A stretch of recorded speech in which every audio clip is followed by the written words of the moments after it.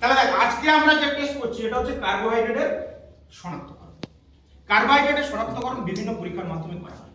এর আগে যেটা করেছিলাম মলিস রিয়েজেন্ট ব্যবহার করে। এখন যেটা আমরা করব সেটা হচ্ছে কি ফেলিং এ আর ফেলিং দ্রবণ। এটা ফেলিং দ্রবণের সাহায্যে আমরা শনাক্তকরণ করব।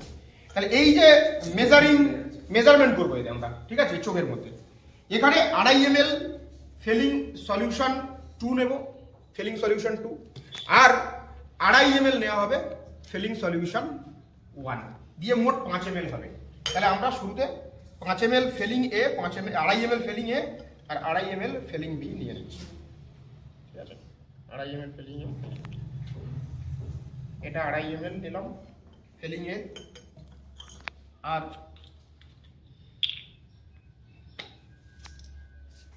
2.5 ml নিলাম ফেলিং।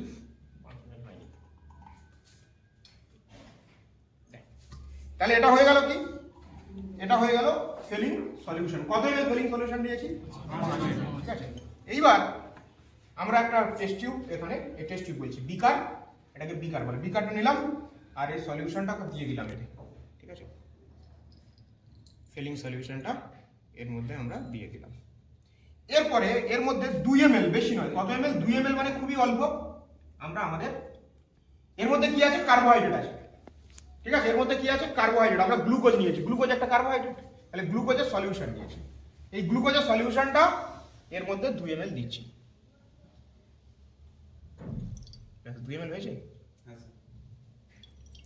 ব্যাস, আমরা এবার কিছুক্ষণ পরে, এখন এটা থাক, কি এটা গরম হবে, কিছুক্ষণ পরে আমরা এটা দেখবো এর মধ্যে একটা লালচে কালার টাইপের বা কমলা কালার টাইপের কালার চলে এসেছে।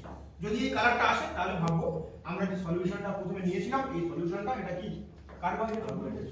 তাহলে গ্লুকোজ বা কার্বোহাইড্রেটকে আমরা কোন পরীক্ষার মাধ্যমে শনাক্তকরণ করতে পারবো?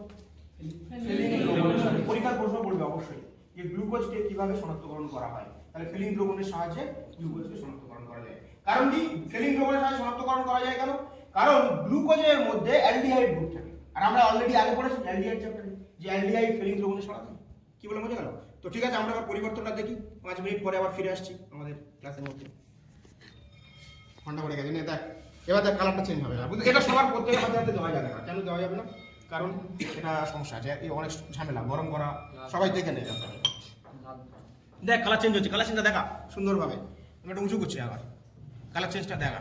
ব্যাস, কমলা কালার চেঞ্জ আসছে। এগুলো ইউটিউবে আপলোড করবো আজকে।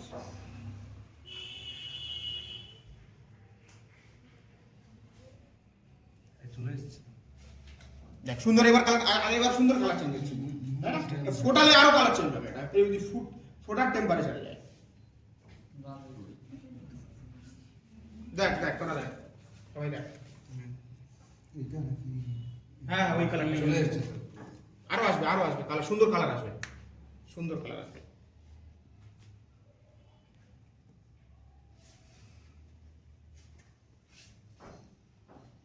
মোমবাতিটা ইজ্জত শেষ করে দিল।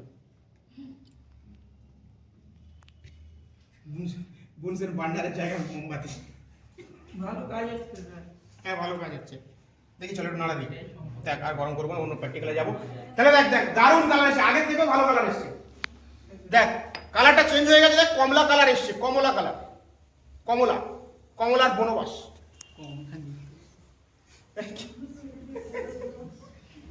দেখ তাহলে কমলা কালার এসছে। তাহলে যদি কার্বোহাইড্রেটের কালারটা, তাহলে আমি একবারে এক লাইনে বলছি, ফিলিং দ্রবণ, ফিলিং সলিউশন এ, ফিলিং সলিউশন 2, এই দুটো 5 ml দ্রবণের মধ্যে যদি 2 ml আমরা আমাদের নমুনা সলিউশন কার্বোহাইড্রেট ব্যবহার করি এবং কালারটা যদি চেঞ্জ হয়ে যায়, লাল হয়ে যায়, তাহলে আমরা ভাববো কি এটা কি ছিল? কার্বোহাইড্রেট ছিল। চলো নে নে অফ করে দে, অফ করে দে, ক্যামেরা অফ করে দে।